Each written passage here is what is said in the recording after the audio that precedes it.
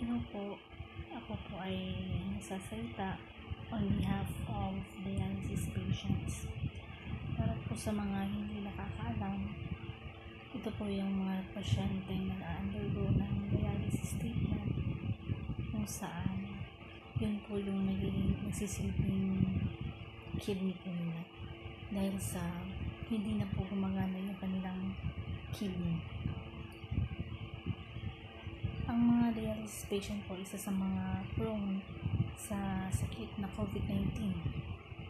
Kung kaya po, iniiwasan po na makisalamuha sila sa mga tao.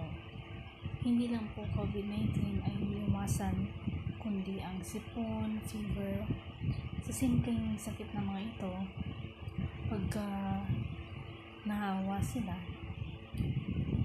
mas prone po sila na mahawa sa mga taong may COVID-19. Kung kaya po, iniwasan na mag-attend ng party o lumabas, pumunta sa mall. Kung kaya, napaka-hirap ng sitwasyon ng mga